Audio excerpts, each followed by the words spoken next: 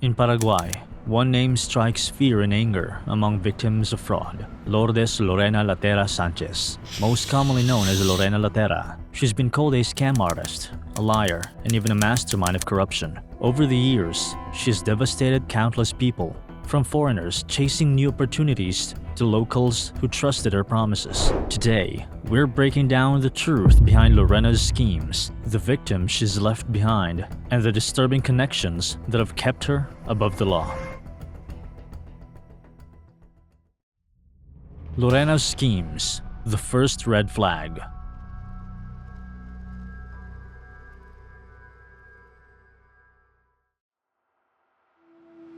Lorena built her scams by posing as an immigration expert. She offered residency services to foreigners hoping to start a new life in Paraguay. Her website looked professional, and her promises were convincing.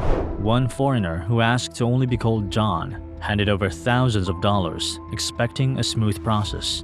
Instead, Lorena gave him fake documents, endless excuses, and no results. His money was gone, and so was his trust.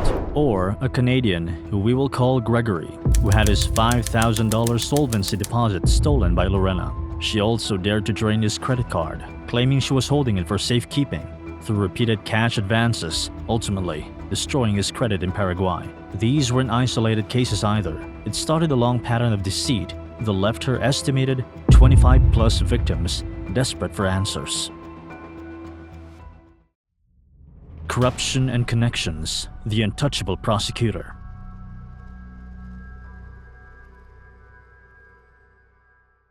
As criminal complaints piled up against Lorena, authorities took notice. But even when victims brought cases forward, nothing seemed to happen. For example, when Lorena was arrested for using forged documents to steal a client's funds from his bank account, she was given a deal by the court: admit to the crime and walk free without a criminal record. In another instance, there were deliveries of money from her to the chief of police. For what? Almost every other time victims came forward, her cases reached a certain prosecutor, and they stalled. Why? Online rumors pointed to corruption. This prosecutor, they say, shields Lorena from facing the consequences of her actions. While her victims struggled to rebuild their lives, Lorena stayed free, continuing her scams without fear of punishment. The COVID-19 scam, a new low exploiting a crisis.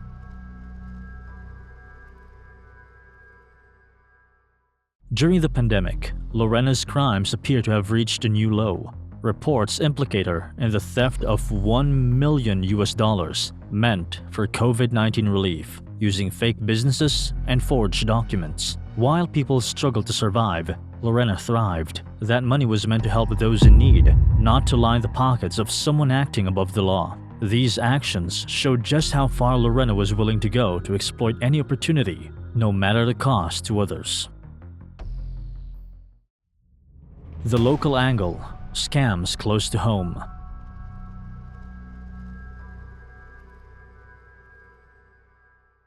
Lorena's scams didn't stop at foreigners. Locals have shared stories of her conning small businesses too.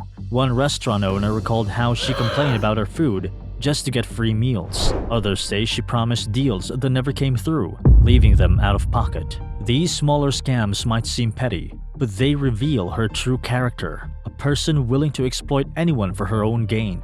Yet, even these petty crimes weren't enough to bring her down. A web of Italian connections, mafia, or coincidence?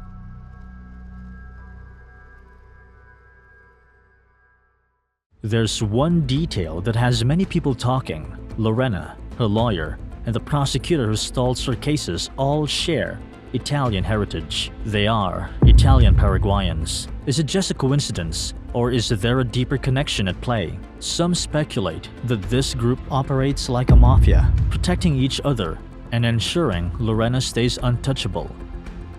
While there's no hard proof, the pattern of stalled cases and lack of consequences raises serious questions. For her victims, it's another layer of frustration in their fight for justice.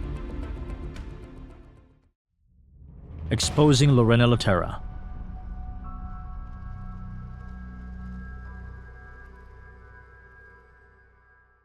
Lorena Laterra scams have ruined lives and shaken trust in the very system meant to protect people, from foreigners dreaming of a fresh start to locals trying to make an honest living. Her victims deserve justice. Her crimes have gone unchecked for far too long, but the tide is turning. With 3 active cases against her, many more cases stalled at the prosecutor's office, and victims speaking out and preparing lawsuits, her schemes are coming to light. The walls are closing in on Lorena. Justice may be slow, but it's coming.